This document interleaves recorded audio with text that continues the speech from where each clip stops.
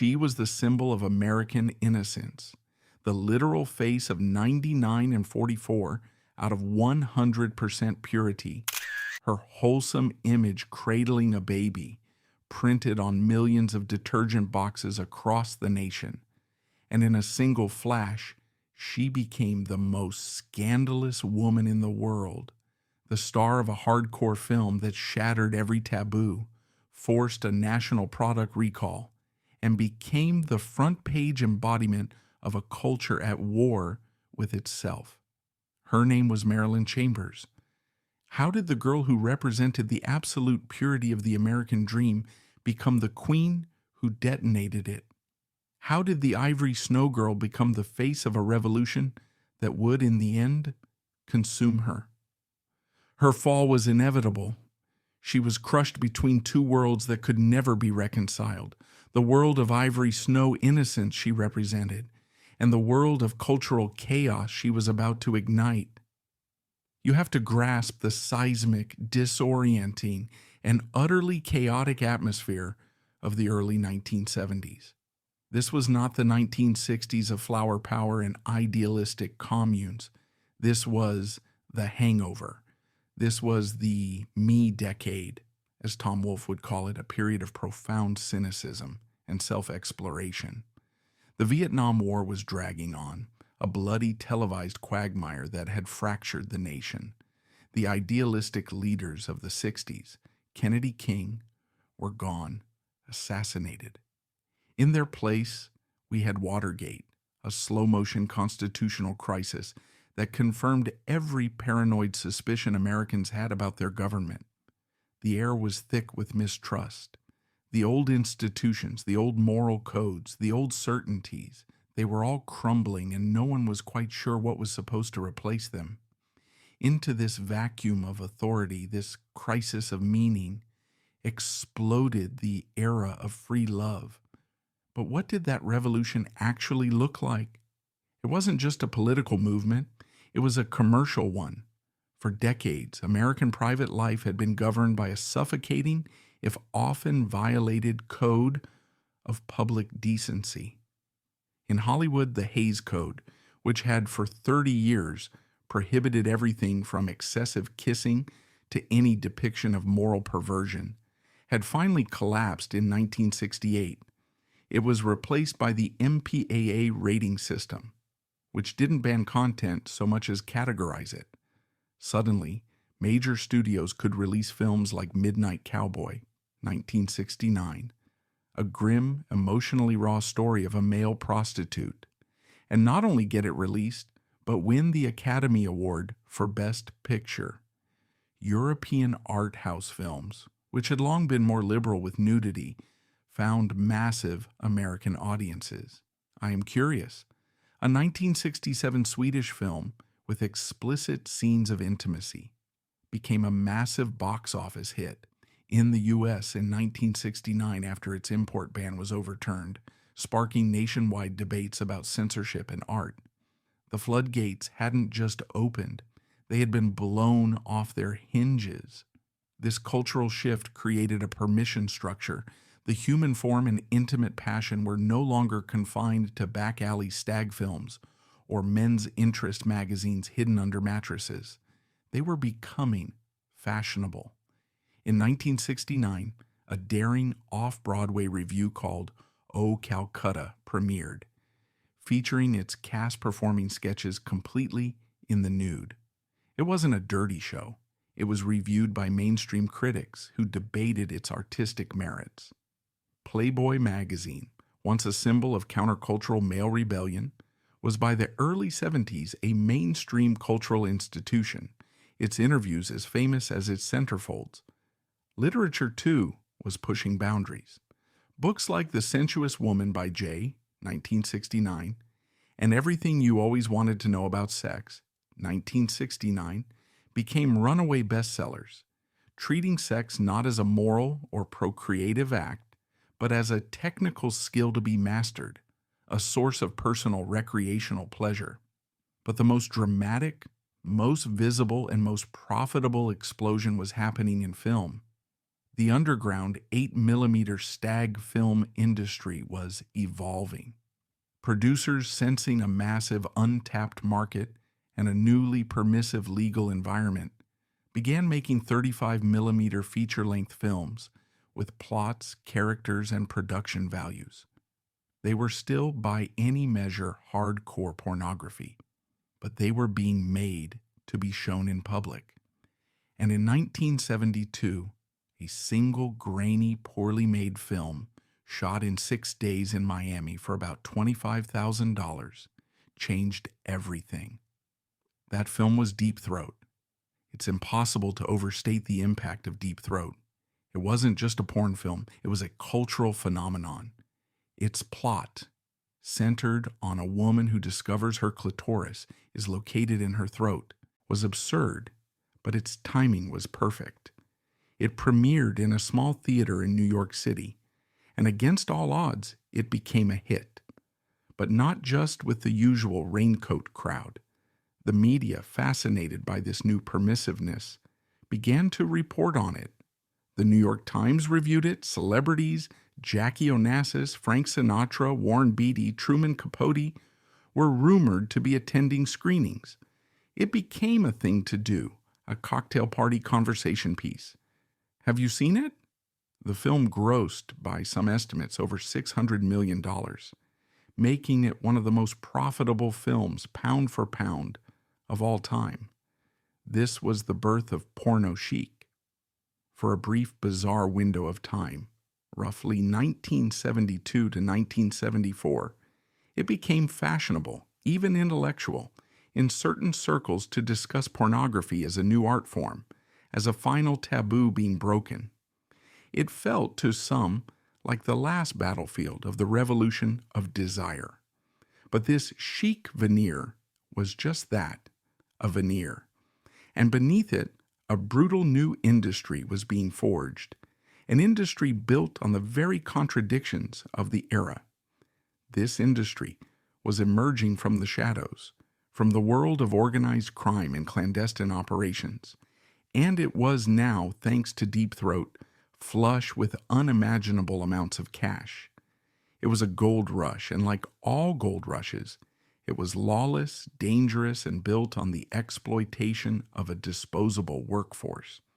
This new industry wasn't just looking for bodies anymore, it was looking for stars.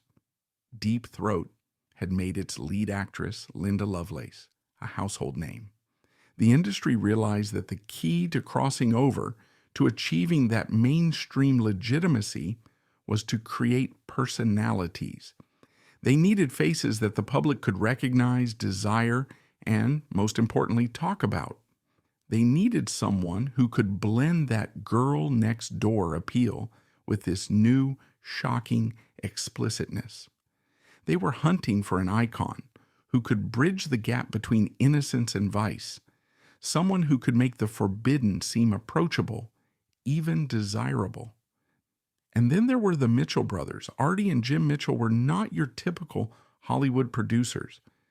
Based in San Francisco, the epicenter of the counterculture, they were pioneers of this new feature-length adult film world. Their O'Farrell Theater was a legendary, infamous landmark.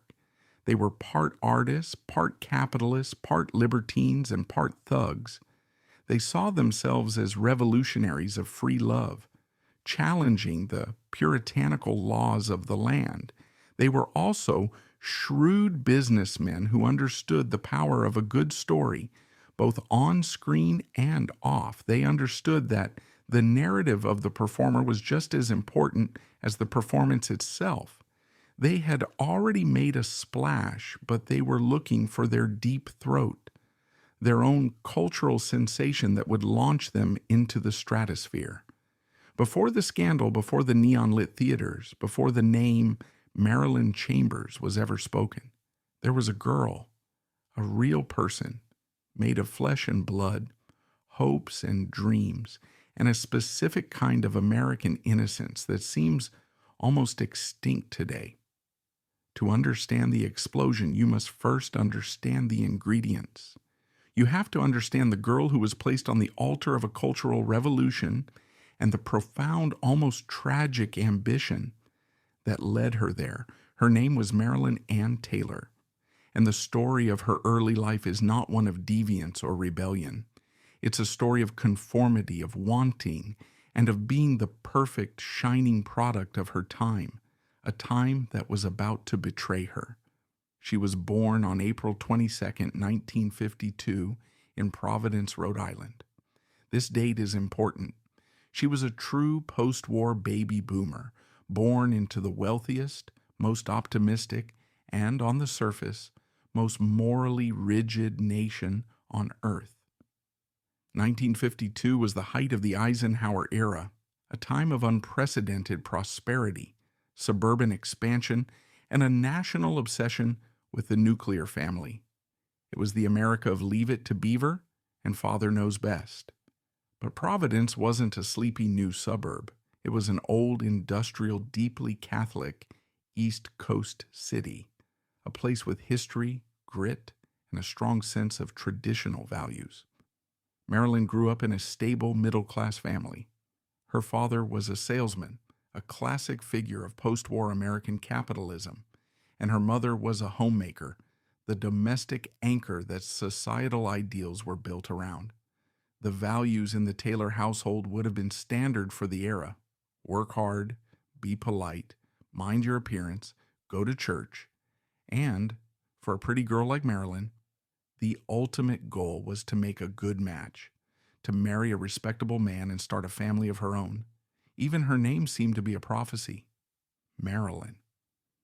In 1952, the other Marilyn, Monroe, was on the cusp of exploding from a Hollywood starlet into a global icon, the very symbol of the American feminine ideal. It's an irony that history could not have written better, that another Marilyn, born in the shadow of the first, would also find her life and identity completely consumed by the public's insatiable appetite for sex, scandal, and a tragic blonde.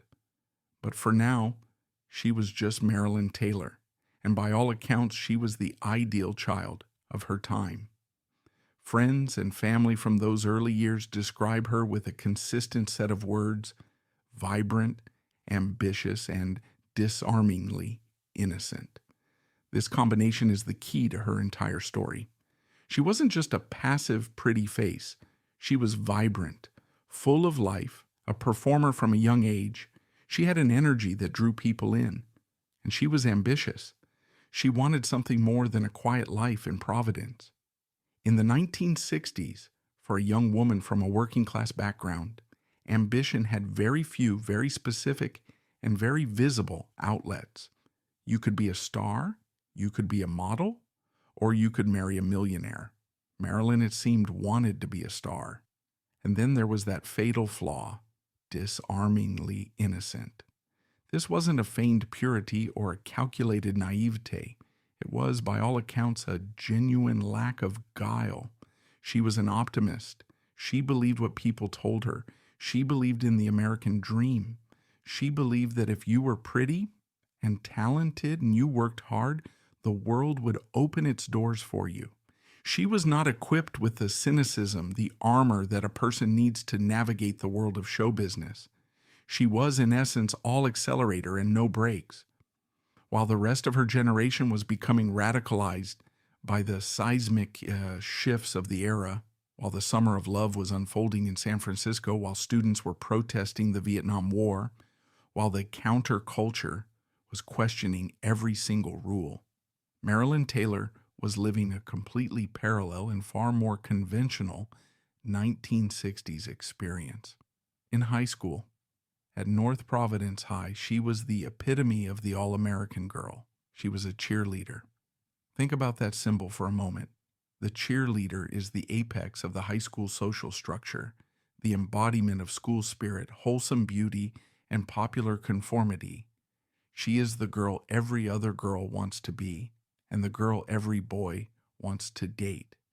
This wasn't a rebellious act. It was an act of complete and total assimilation into the American ideal. She was winning at the game she was taught to play. But she wasn't just a cheerleader. She was also a dancer. This is a crucial detail. Dancing wasn't just a hobby, it was a discipline. It showed a love of performance, a dedication to honing a craft, and an awareness of her own body as an instrument of expression and art. This, more than anything, fed her ambition. She loved the spotlight. She loved the applause. She loved the feeling of transforming into someone else on a stage. When she graduated high school around 1970, the path forward seemed clear to her, if not to her family. She wasn't going to college to become a teacher or a secretary. She wasn't going to settle down with a local boy. She was going to be an actress. She began taking the first steps, picking up local modeling gigs to earn money and gain experience. And she took a job that, in retrospect, serves as a perfect, contradictory bridge between her past and her future. She worked as a go-go dancer. Now, in the early 70s, this wasn't as seedy as it might sound today. Go-go dancers were on mainstream television shows like Hullabaloo and Laugh-In. It was seen as a trendy, swinging job, but it was also, fundamentally, a sexually suggestive performance. It was a step beyond the disciplined art of her dance recitals. It showed her willingness to use her physical presence, her beauty, and her dance skills to earn money and to be in the spotlight. It demonstrated that she was not a prude. She was a working performer, willing to do what it took to get to the next level. She was hustling. And then in 1971, at just 19 years old, she got what appeared to be her big break. It was the kind of gig any aspiring model in America would have killed for. She landed a national campaign with one of the largest, most powerful, and most quintessentially square corporations in the world, Procter & Gamble. The product was not a glamorous perfume or a high-fashion line. The product was Ivory Snow. The symbolism is so thick it's almost hard to believe it's real. The brand name itself, Ivory, a symbol of purity, Snow, a symbol of unblemished whiteness. And the product's entire marketing identity was built around one thing. It was the gentle, safe detergent for babies. Its target market was new mothers, the very bedrock of American domestic life. The advertisement, which was plastered on millions of detergent boxes and broadcast in commercials nationwide, was a masterpiece of this wholesome ideal. There was Marilyn, her face radiant and fresh, her cascade of blonde hair seemingly lit from within, cradling a cherubic, perfect baby. She was the image of pure, untainted maternal love. She was not a bombshell like Monroe. She was the girl next door who had become the perfect young mom. And emblazoned on that box was the legendary slogan, a line that had been with the brand for decades, 99 and 44 out of 100% pure. It wasn't just a marketing claim for the detergent. It was, in the public's mind, a description of the girl on the box. Marilyn Ann Taylor, though nameless to the millions who saw her, had become the anonymous face of American purity. Imagine the psychological effect of this. On the one hand, she must have been thrilled. This was a national campaign. It was fantastic money. It was validation. Her face was everywhere. But on the other hand, for a young woman who dreamed of being a dramatic actress, who wanted to be the next Jane Fonda or Faye Dunaway, this was the exact opposite of her ambition. This wasn't Hollywood. It was a supermarket aisle. This wasn't art. It was commerce. This wasn't glamour. It was domesticity. The Ivory Snow Girl gig, as massive as it was a gilded trap. It pigeonholed her. It branded her literally as the face of innocence. It made her less likely to be cast as the complex, neurotic, edgy characters that were now in vogue in the new Hollywood of the 1970s. She had become the perfect symbol of the very thing that art and culture were trying to rebel against. And so, with the money she earned from being the face of purity, Marilyn Ann Taylor made a decision. She would not be trapped. She would take this success and leverage it to pursue her real dream. But she didn't go to Los Angeles. in a fateful and perhaps fatal decision. She moved to San Francisco. She was 19, maybe 20 years old. Why San Francisco? We can only speculate. Perhaps it felt more artistically real than the plastic world of Hollywood. Perhaps it was just a more accessible entry point to the West Coast, a place she could afford to live while she tried to get her bearings. Or perhaps, in a city that was the beating heart of the counterculture, she thought she could reinvent herself, shed that ivory snow skin, and become the serious actress she longed to be. But the reality of San Francisco in 1972 was not what she expected. She was once again a small fish in a massive churning pond. She began the grueling, soul-crushing work of any aspiring actor. She went to auditions. She tried out for mainstream films, for theatrical productions. The legend, often repeated, is that she auditioned for a role in a project related to the owl and the pussycat. Whatever the specific auditions were, the result was the same: rejection. Constant, demoralizing rejection. And here, the tragic irony of her situation became painfully clear. The very look that had landed her the Ivory Snow campaign was now a liability. She was too wholesome. She was too pretty in that classic all-American way. She didn't have the edge or the quirkiness that 1970s directors were looking for. She wasn't an ethnic beauty like Streisand or a neurotic, sharp-edged icon like Fonda. She was, in the eyes of casting directors, just another pretty blonde. The girl next door was a dime a dozen. This is the psychological turning point. Imagine Marilyn in that moment. She's 20 years old, alone in a new city. Her dreams, which had seemed so close, are failing. The money from the modeling gig is probably running out. She is ambitious, she is vibrant, and she is desperate. She has been told her entire life that her beauty, her charm, and her talent are her ticket. But the doors are not opening. The path she believed in, the one of hard work and wholesome appeal, has turned into a brick wall. This is the moment of pure vulnerability. This is the moment when a person, driven by a powerful dream, starts looking for another door, any door. And it just so happened that in San Francisco in 1972, a new and very different kind of door was swinging wide open, guarded by two men who knew exactly what they were looking for. She didn't seek them out. She wasn't looking to get into the adult film world. She likely barely knew it existed as a viable career. More than likely, she responded to a vague casting call in a trade paper. Actress needed for feature film. Lead role. Artistic experimental project. Something that sounded legitimate. Something that sounded exactly like the big break she had been praying for. And so, Marilyn Ann Taylor, the Ivory Snow Girl, walked into an audition for Artie and Jim Mitchell. We must see them in that moment, not as the infamous cultural icons they would become, but as she would have seen them. Two charismatic, fast-talking, smart, and overwhelmingly confident producers. They were part hippie, part businessman, and they probably didn't talk to her about porn. They would have used the language of the era. They were making an art film. It was revolutionary. It was surreal. It was about free love and challenging taboos. For the Mitchell brothers, this was the moment the heavens opened. In walked their dream. She wasn't like the other women in the scene. She wasn't world-weary or visibly damaged. She was bright, she was vibrant, and she had that disarming innocence. She was real.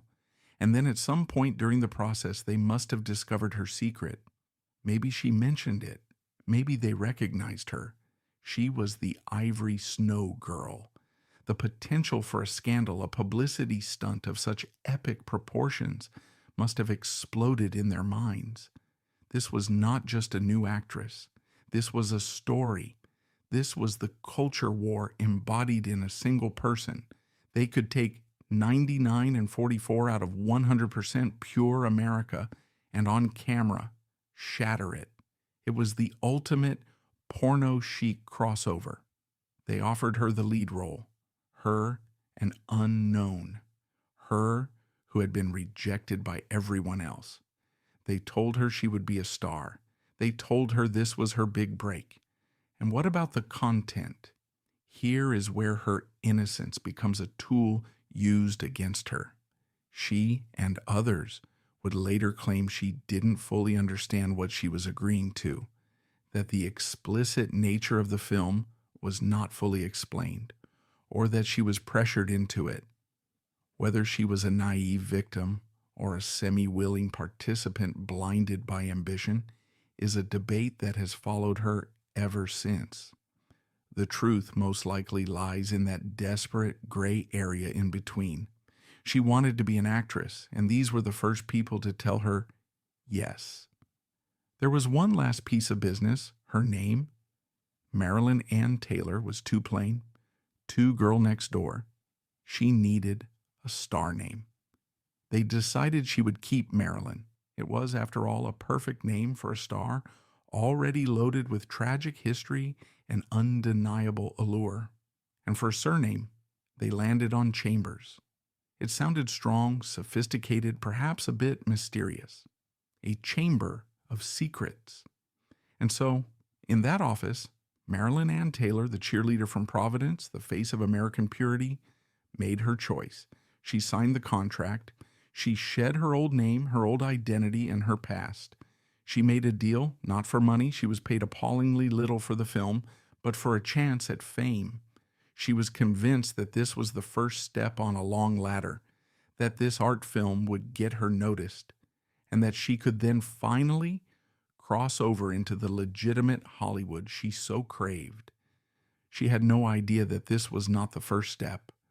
For the world, this was the only step. The girl on the box was gone.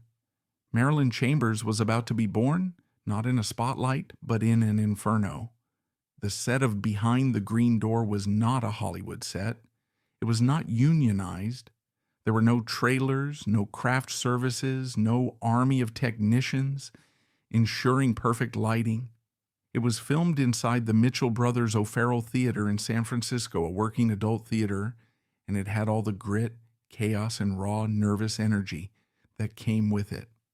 This was the frontier, and Marilyn Chambers, at just 20 years old, was the pioneer, whether she knew it or not. The film itself was, by the standards of the time, ambitious. It wasn't just a series of vignettes, it had a plot, a surreal, dreamlike narrative that the Mitchells felt gave it artistic merit. The story follows a young, innocent woman played by Marilyn, who is abducted by a mysterious group, taken to a strange club, and initiated into a world of sensual fantasy. The film's primary claim to artfulness was its dreamy, hypnotic quality, but its core selling point was the shattering of taboos. And the Mitchells, as master provocateurs, decided to shatter the two biggest taboos in America at the same time. It wasn't just that they were going to show explicit sex on screen, featuring a woman who, unbeknownst to most, was the face of American purity. They were going to make history by casting as Marilyn's primary co-star a black man named Johnny Keys. In 1972, this was not just edgy. It was a cultural incendiary device. The Civil Rights Act was less than a decade old. Interracial marriage had only been legalized nationwide by the Supreme Court in Loving v. Virginia 5 years earlier, in 1967. Mainstream Hollywood films were still terrified of showing an interracial kiss, let alone what the Mitchells were planning. By casting Keys, they weren't just challenging standards of decency. They were directly confronting America's deepest, most violent, and most profound taboo, race. The juxtaposition they were creating was almost cruelly brilliant in its calculation. They were taking 99 and 44 out of 100% pure America, a symbol of white, protected domestic femininity, and placing her at the center of the era's two greatest fears: moral corruption and racial mixing. They knew exactly what they were doing. They were crafting a cultural bomb. For Marilyn, the experience of filming must have been a terrifying, disorienting blur. She was surrounded by seasoned industry performers in a drug-friendly, high-pressure environment, being directed by the volatile and charismatic Mitchells. She was an aspiring actress, and she was doing what actresses are told to do: hit her marks, say her lines, and commit to the role. The abduction plot of the film became a horrifyingly accurate metaphor for her own life. She, too, had been taken from her normal world, brought to a strange, surreal place, and was being initiated into a new reality from which she would never be able to return. She was, by all accounts, professional on set, but the ambition that drove her there was now chained to a project whose cultural implications she could not possibly have understood. She believed this was a stepping stone. The Mitchells knew this was a destination. The film premiered in 1972. At first, it was just another art house adult film playing in San Francisco. But the buzz began immediately, and it wasn't just about the explicit content. It was about her, and it was about him. The word of mouth was electric, and then the moment of detonation. The legend, which has become a part of journalism folklore, is that a critic for the San Francisco Chronicle, Stanley Eichelbaum, went to review the film. He sat in the dark theater watching this surreal, explicit movie and found himself staring at the lead actress, struck by a powerful, nagging sense of familiarity. Where had he seen this woman before? And then it hit him. It wasn't from another movie, it was from his kitchen. He went home, looked at the box of Ivory Snow detergent, and the story clicked into place. The scoop was almost too good to be true. He, or another reporter who quickly followed the lead, made the call. A journalist's inquiry to the corporate headquarters of Procter & Gamble, a monolithic, deeply conservative Midwestern company that had built its multi-billion-dollar empire on the image of wholesome family values. The question must have been a moment of pure, corporate shattering terror. Are you aware that the woman currently on your Ivory Snow detergent box, the one cradling a baby, is also the star of a new hardcore pornographic film in San Francisco? The reaction at P&G was not just alarm, it was apocalyptic panic. This was not a minor PR problem. This was a 5-alarm fire. This was a direct assault on their brand, their identity, and their customer base.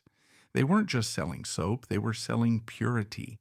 And their symbol of purity was now the most famous pornographic actress in the world. The order was immediate and absolute. Recall. Pull every single box. Redesign the packaging. Erase her. But it was too late.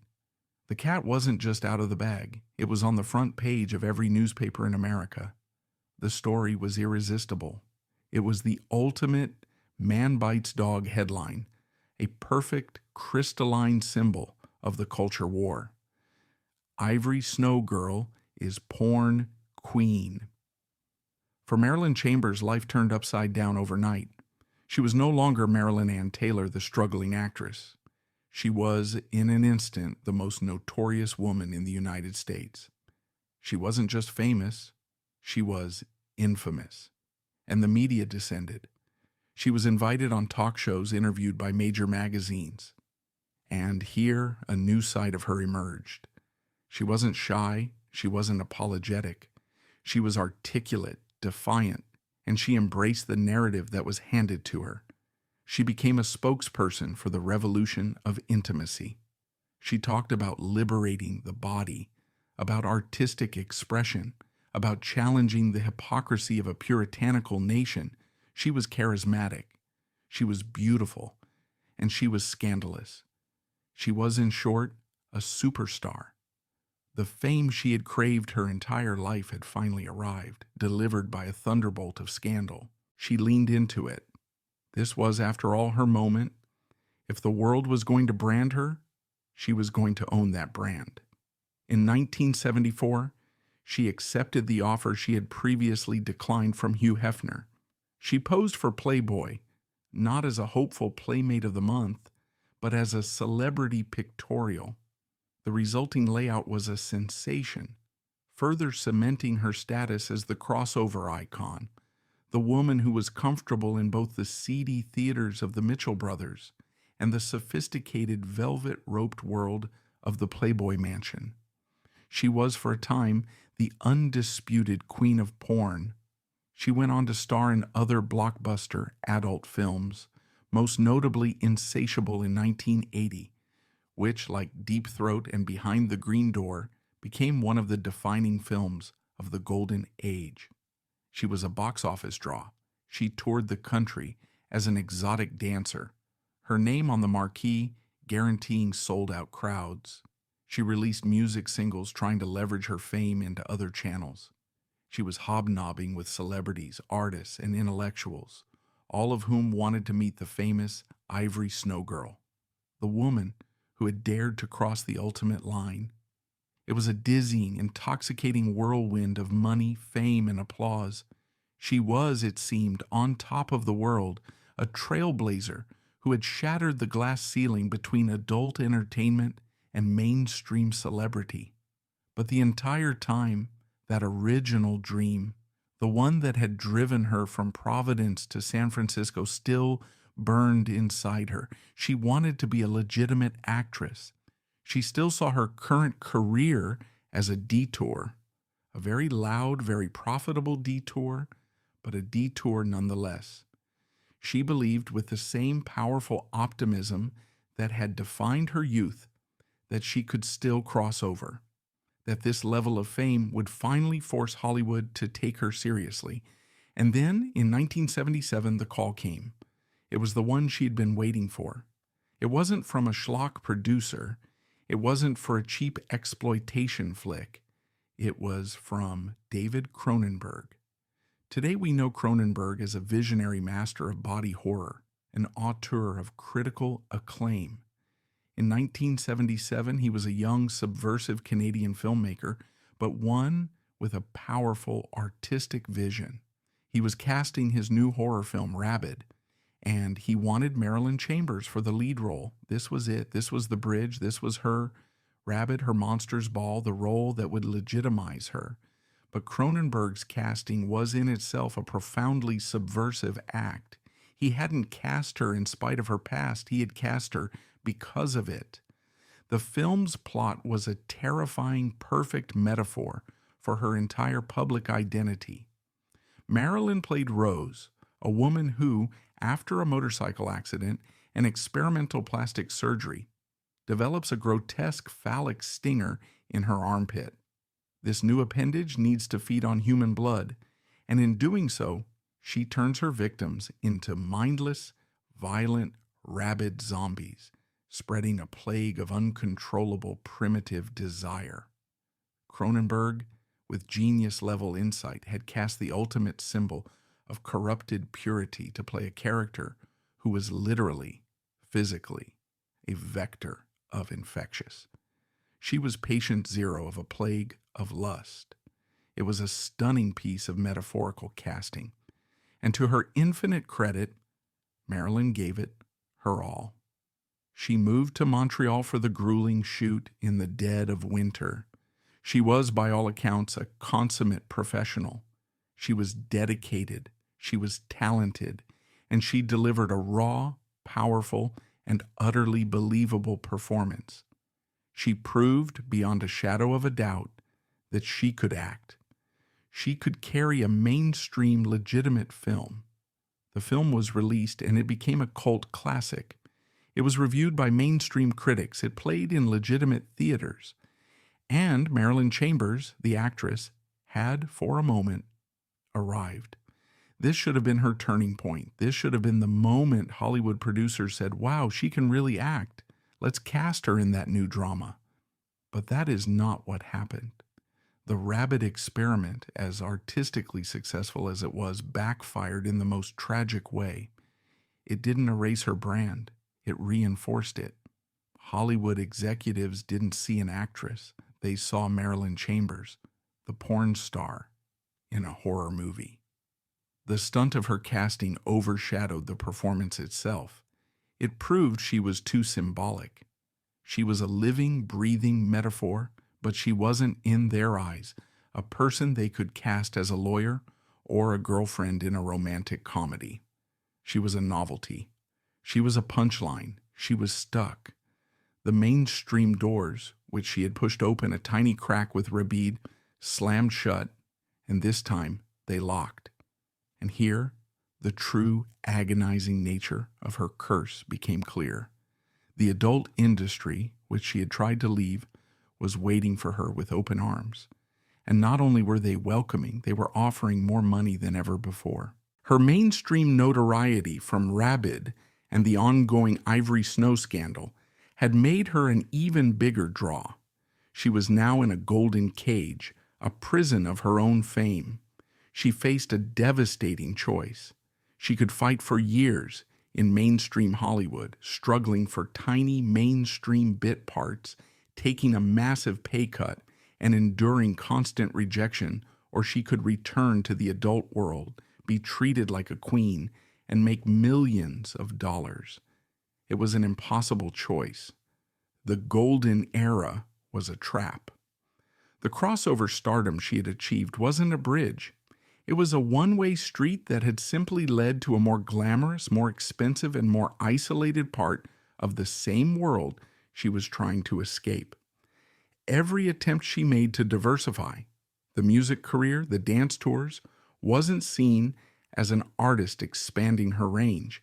It was seen as Marilyn Chambers, the porn star, singing a song, or Marilyn Chambers, the porn star, dancing. The Ivory Snow Girl label wasn't empowerment. It was a brand, an indelible stain, a life sentence. She was famous. She was desired by millions. And she was profoundly, hopelessly trapped in the shadow of her own image. The revolution had crowned her, and in doing so it had also, quietly, begun to destroy her. Fame is a noise. It is a constant, deafening roar of applause, flashbulbs, whispers, and judgment. It is a sound that, for many, becomes a kind of drug, a validation that they are alive, that they matter. But for Marilyn Chambers, this noise was a prison. The failure of Rabid to launch her legitimate career was not just a professional disappointment, it was a slamming door. It was the moment, the last flickering hope of her original dream. The dream of Marilyn Ann Taylor, the serious actress, was extinguished. And in the darkness that followed, with the roar of her infamy louder than ever, the true private war began. The world saw the queen of porn, defiant, liberated, and wealthy, living in a gilded palace of 1970s Porno Chic. What they couldn't see was the poison seeping into that palace, the profound isolation of a woman who was known by millions, but truly seen by no one. This is the part of the story that doesn't make it onto the posters. This is the human cost, the collateral damage of a cultural explosion. What happens when your public image, a persona created by scandal and commerce, becomes so powerful that it devours your private self? You become a symbol, a thing. And for Marilyn, this was her horrifying new reality. She was arguably the most famous object of desire on the planet. Yet this fame created an isolation so profound, it was almost absolute. Think about it. Who could she trust? How could she form a normal human connection? Every person who approached her, especially every man, was approaching Marilyn Chambers. They either wanted to tame the icon, to conquer her, or they were approaching her as a fan, a groupie, bringing with them a truckload of assumptions, projections, and desires that had nothing to do with the woman from Providence.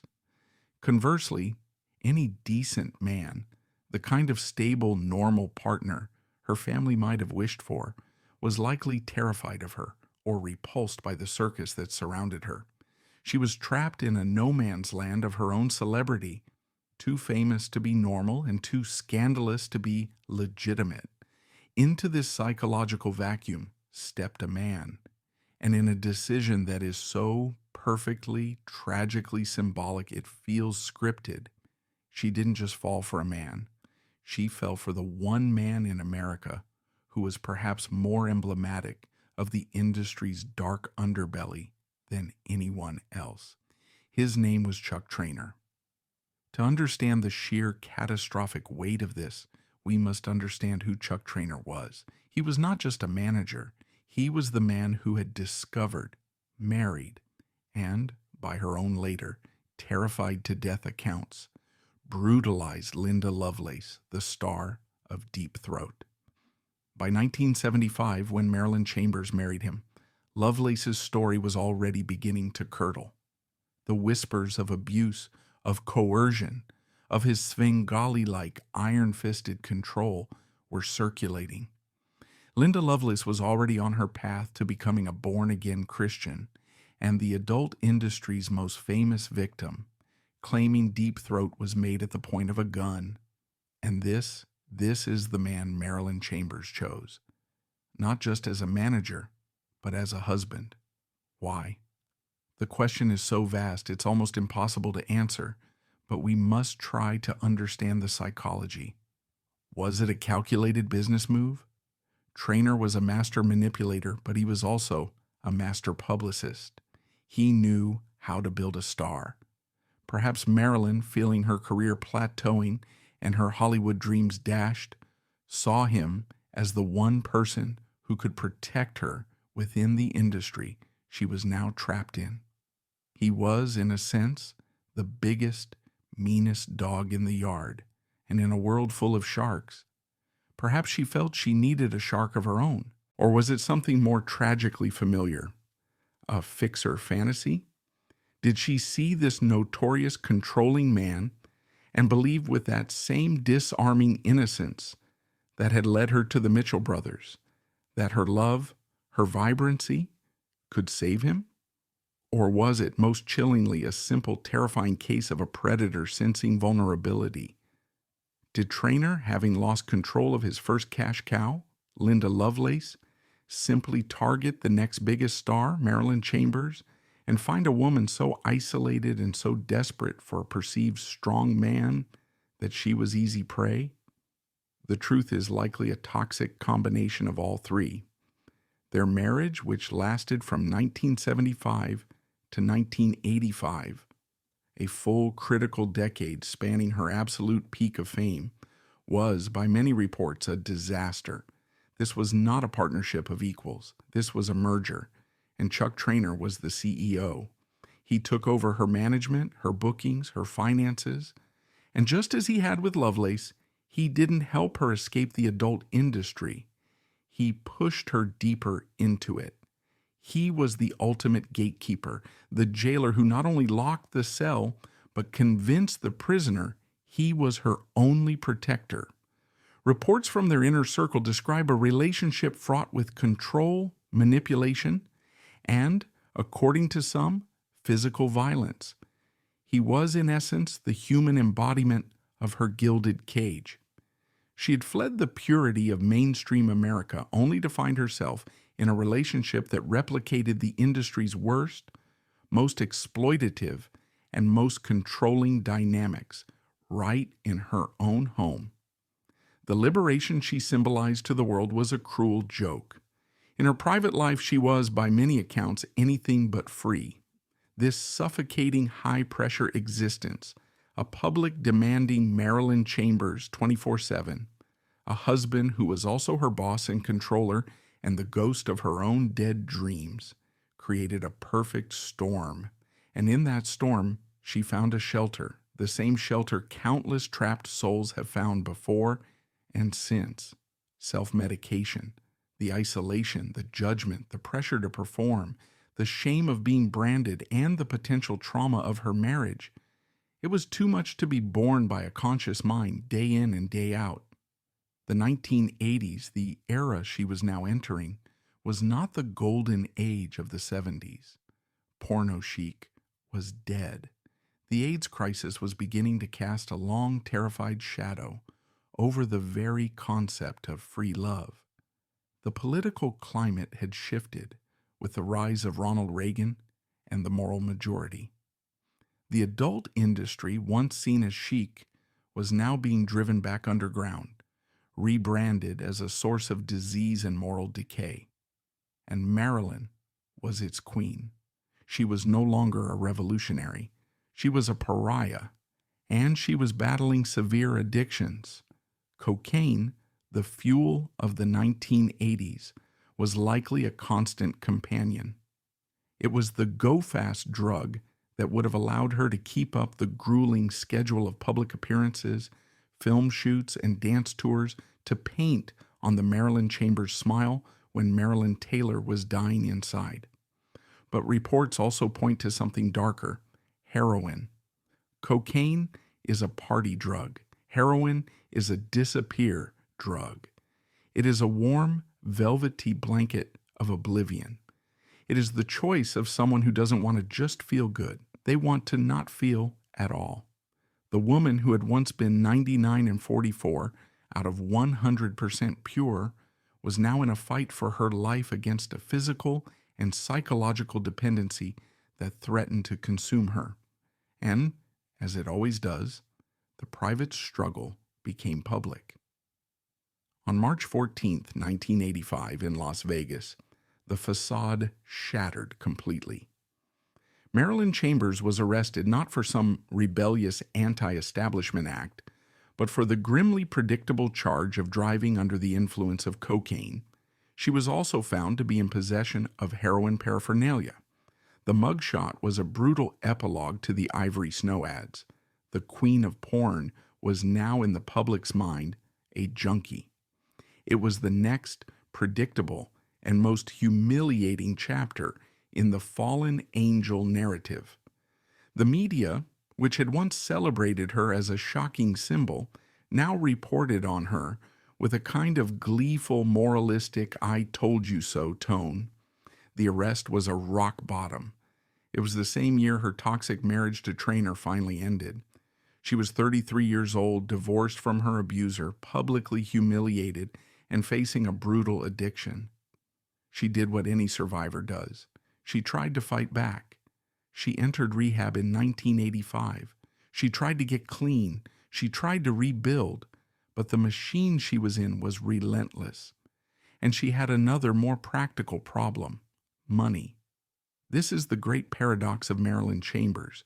She had earned, by some estimates, millions of dollars. Behind the Green Door and Insatiable were some of the most profitable films per dollar ever made. Where did all that money go? The answer is a tragic, predictable triad. First, the lifestyle. She was a superstar in an era of grotesque excess, and she spent like one. Second, the management. It is widely believed that Chuck Traynor, like many managers of his ilk, siphoned off a massive portion of her earnings. The adult industry, particularly in that era, was a cash-based, unregulated world, rife with financial exploitation. And third, her addiction. A severe cocaine and heroin habit is a financial black hole, capable of consuming fortunes with terrifying speed. So here she was in the mid-80s, her fame fading, her health compromised, her reputation in tatters, and she was broke, or at least in constant financial precarity. And this is the final, most cruel lock on the cage. She couldn't afford to retire, to go away, to heal. She had to keep working. And what work was available for Marilyn Chambers? Only Marilyn Chambers' work. Her financial desperation forced her back again and again into the one industry she had longed to escape, making sequels and lower-budget films that cashed in on her remaining name value. The brand she had built, and that had trapped her, was now the only thing keeping her afloat.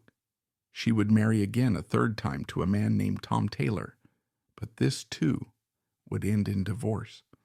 Her attempts at normalcy were like building a house on a fault line. The trauma was too deep, the addiction too cyclical, the Marilyn Chambers persona too overwhelming.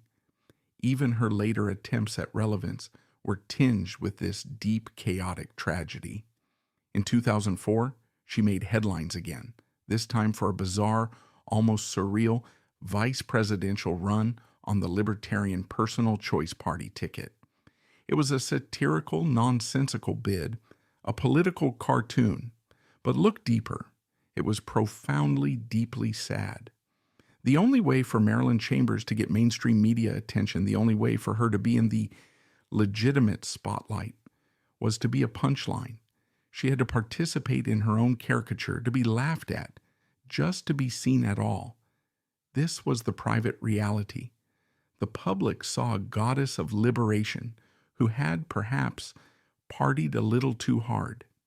The truth was, a woman shattered by a toxic marriage, bankrupted by exploitation and addiction, and profoundly existentially alone, trapped in a funhouse mirror of her own fame. The Ivory Snow Girl had become a ghost, haunting the ruins of her own life, while the queen of porn was a mask she could no longer take off, even in the dark. The 1990s arrived, and with them, a new world.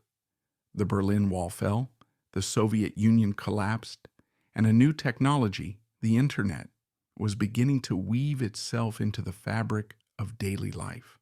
For the adult industry, this was a paradigm shift as seismic as Deep Throat had been, but in the opposite direction. The golden age, the Porno Chic era of 35mm films, art house theaters, and recognizable stars like Marilyn Chambers was over. It was ancient history. The 1990s ushered in the era of the internet. Pornography was moving from a tangible product, a film reel, a VHS tape, to an intangible, immediate, and overwhelmingly anonymous digital stream. The industry was becoming faster, cheaper, more disposable, and infinitely more brutal. The star system that had made Marilyn a household name was collapsing, replaced by a torrent of nameless, faceless content. In this new digital world, where was Marilyn Chambers? She was, in a word, an analog star in a digital age. She was a relic. She was no longer a revolutionary. She was a legend, which in show business is often just a polite, nostalgic word for irrelevant. The industry she had helped to build from the shadows into a multi-billion-dollar behemoth had now, in its latest evolution, rendered her obsolete. But the tragic irony was this. While the industry no longer needed her, she, more than ever, needed it. The financial black hole of her addictions and years of mismanagement had not been solved. They had deepened, leaving her in a state of permanent, desperate precarity. She had to keep working. She was, in her 40s, a legacy act. This phase of her career was perhaps the most humiliating. She was no longer the queen. She was a where are they now curiosity. The work she took was a shadow of her former glory, cameos in low-budget horror films, sequels to her 1980s hits that felt more like sad echoes than triumphant returns, and endless, grueling appearances on the nostalgia circuit of strip clubs and memorabilia conventions. She was now a brand name to be licensed, a familiar face that could sell a few extra tickets to a club in a second-tier city. Imagine the psychological toll. The woman who had been on the Merv Griffin show, who had starred in a film by a world-class auteur, who had been the subject of national debate, was now signing autographs for $20 in a half-empty convention hall, smiling as men, old enough to remember her heyday, brought up that same tired ivory snow box. Her personal life continued its pattern of instability. Her third marriage to Tom Taylor dissolved. The cycle of rehab, followed by a period of sobriety, followed by an inevitable crushing relapse, became the rhythm of her life. The addictions were no longer a party. They were a maintenance program. They were the chronic, debilitating illness that had taken root in the wounds of her past and would never, ever let go. Her 2004 vice presidential run, which we touched on, was the perfect tragicomic encapsulation of this era. It was a bizarre, chaotic scream for any kind of attention, a performance art piece where she was both the artist and the joke. It was the only way she knew how to make the mainstream world look at her, even if they were only looking to laugh. As the 2000s wore on, the public appearances became less frequent. The noise that had surrounded her for 3 decades, the flashbulbs, the scandal, the whispers, the roar, was finally almost completely fading. And in its place, a profound, crushing silence. Marilyn Chambers, the icon, was disappearing. Marilyn Taylor, the person, was retreating. She had moved away from the intense glare of Hollywood and San Francisco. She was, in the final years of her life, living in a small, modest mobile home in Santa Clarita, California. This detail is perhaps the most heartbreaking in her entire story. Santa Clarita, not a glamorous beachside enclave like Malibu, not a trendy artistic hub, a quiet, sprawling, middle-class suburb in the desert hills north of Los Angeles. It is a place of strip malls, tract homes, and profound normalcy. It is a place where people go to raise families, to be anonymous, to escape the chaos of the city. And in this ocean of anonymity, in a humble trailer park, lived the woman who had once been the queen of porn. The millions were gone. The fame was a ghost. The palace had shrunk to a small prefabricated box. This was the end of the line. This was what the revolution, the fame, the scandal, and the liberation had all led to. Those who saw her in those final years described a woman who was a ghost of her former self. The vibrant energy that had defined Marilyn Ann Taylor was gone, buried under decades of trauma, addiction, and disappointment. She was by her mid-50s in frail health. The years of hard living, of chronic substance abuse, of relentless stress were not just psychological burdens. They had exacted a terrible physical price. Her body, the very instrument of her fame and her fortune, the body that had been analyzed, worshipped, and critiqued by millions, was beginning to fail. She was, by all accounts, profoundly alone. She had her daughter, McKenna Marie, from her third marriage, and this connection was a rare, genuine light in her life. But the daily existence of Marilyn Chambers was one of solitude. She was a woman living with her regrets, in a small home far from the world that had once crowned her and then discarded her. On April 12, 2009, just 10 days before her 57th birthday, the story came to its sudden, quiet, and deeply lonely end. Marilyn Chambers was found dead in her Santa Clarita home. The person who found her was not a manager, not a lover, not a fan. It was her daughter, McKenna. A final heartbreaking intimacy in a life lived so publicly. There was no spectacle. There was no dramatic Hollywood finale.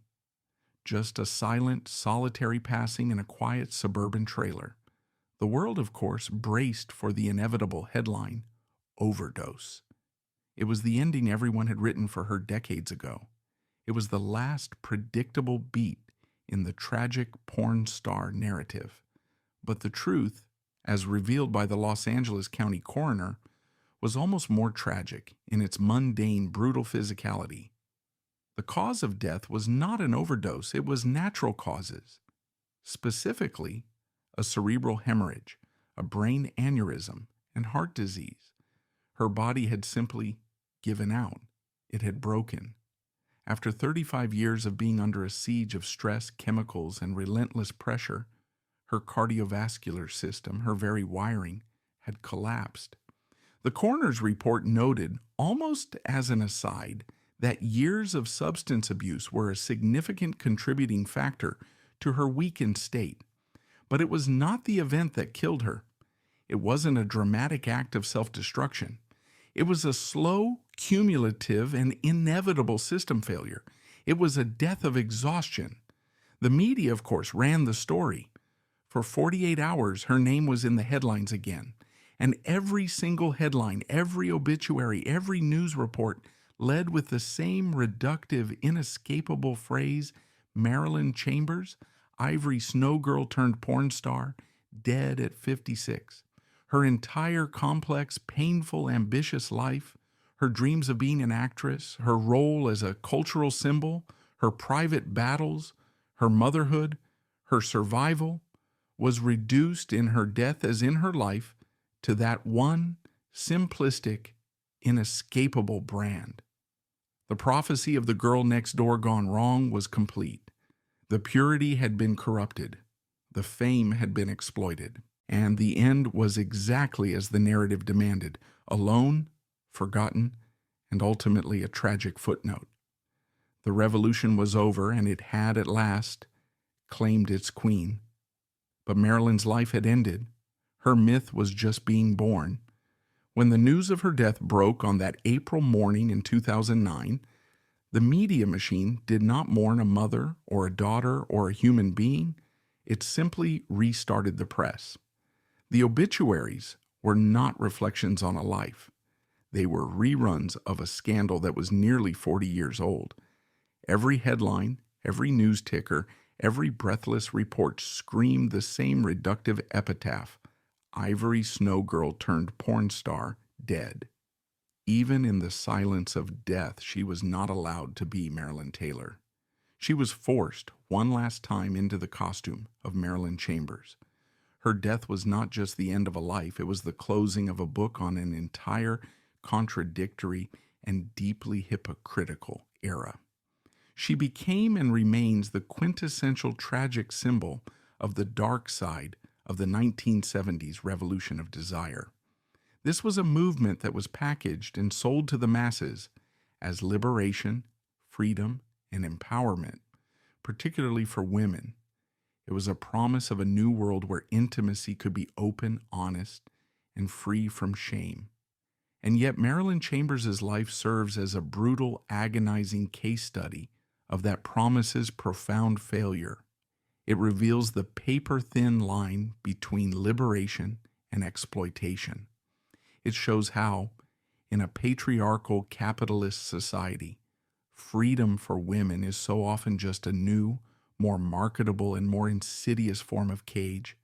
The revolution promised to free the girl next door from her pedestal of puritanical expectations. Instead, it simply dragged her off that pedestal and threw her into a different kind of prison, one where her body was now a commodity to be consumed, her liberation a performance to be sold, and her freedom an illusion managed by men who profited from it. Marilyn wasn't liberated, she was rebranded. And the brand, Marilyn Chambers, the corrupted Ivory Snow Girl, was so potent, so perfectly symbolic of a nation's anxieties, that it completely devoured the person, Marilyn Taylor. This is what truly separates her story from others. She is not, for example, Linda Lovelace, whose narrative, as she told it, was one of pure, unambiguous victimhood, a story of coercion, violence, and a complete lack of agency.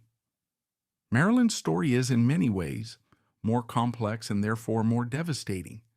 Her tragedy is one of ambition. It is the tragedy of agency corrupted and turned against itself. She was not a passive victim. She was at the beginning a participant in her own creation. She was that vibrant and ambitious girl from Providence. She chose to go to San Francisco. She chose to walk into that audition, desperate for a break. She chose to believe the Mitchell brothers when they told her this was art and that she would be a star. Her tragedy is one of informed consent's gray areas, of a young, naive woman's ambition being weaponized against her by a system and by men who knew exactly what they were doing. She made a choice, blinded by a dream, without any possible way of understanding the lifelong, irreversible consequences of that choice. She is, therefore, the ultimate embodiment of the crossover dream's failure. She had it all: the mainstream all-American beauty, the national notoriety, the acting talent, and the raw charisma. She was the one who should have been able to bridge the gap. She should have been the first to successfully leap from the adult world to legitimate Hollywood. The fact that she couldn't, the fact that Hollywood slammed its doors, that her rabid performance only reinforced her brand as a freak, proves just how absolute that wall was. It proved that, in the eyes of mainstream culture, purity, once spoiled, could never be regained. She was branded unclean, and no amount of talent or professionalism could wash away the stain. She was a living, breathing testament to a culture that was titillated by sex, but still deeply, profoundly terrified of it. Her life was an autopsy of a cultural hypocrisy that is still with us. We claim to be liberated, yet we still obsess over purity. We consume, we judge, and we discard. Marilyn Chambers was a sacrifice, an offering made by a society that needed a symbol for its own internal war, the war between its puritanical past and its hedonistic present. She was a test case, and when the experiment was over, when she was no longer chic or new, she was simply thrown away, left to deal with the fallout, the addiction, the trauma, and the isolation completely on her own. The revolution moved on, but she was its permanent human casualty. So in the end, who was Marilyn Chambers? Was she a revolutionary or a victim? A trailblazer or a tragic cliche? The truth is, she was all of them. She was a complex, flawed, ambitious woman who had the spectacular misfortune of becoming a perfect metaphor. And in America, we are far more comfortable with metaphors than we are with complex people. We prefer symbols, clean and simple. And the ultimate symbol of her life, the one that tells the entire story, remains that ivory snowbox. It's the perfect, cruel joke. A box. A container designed to hold a product with a picture on the front to tell you what's inside. From the moment she posed for that photograph, Marilyn Ann Taylor ceased to be a person and became a product. First, she was a product of purity. Then she was a product of scandal. She was put in a box by Procter & Gamble, then in a different box by the Mitchell brothers, then in a different box by Chuck Trainer, and then in a final, inescapable box by the culture at large. She spent her entire life trying to claw her way out, to prove that she was more than the image on the label, to show the world the living, breathing, hurting person trapped inside. But the world didn't want to see the person. It was too messy, too complicated. It was easier to see the Ivory Snow Girl gone wrong, a simple two-dimensional story that let us feel shocked, then titillated, and finally comfortably morally superior. The greatest tragedy of Marilyn Chambers is not that she starred in Behind the Green Door. It's not that she fell into addiction, or that she died young and alone. The greatest tragedy is that her humanity was deemed irrelevant. Her entire life was a battle for her own soul, a fight to be seen as more than just a symbol. It was a fight that in the end she could not win. The brand was too strong. The box was sealed too tightly. She was the girl on the box, a promise of purity that a culture, in its desperate, hypocritical hunger, tore open, consumed, and then left empty.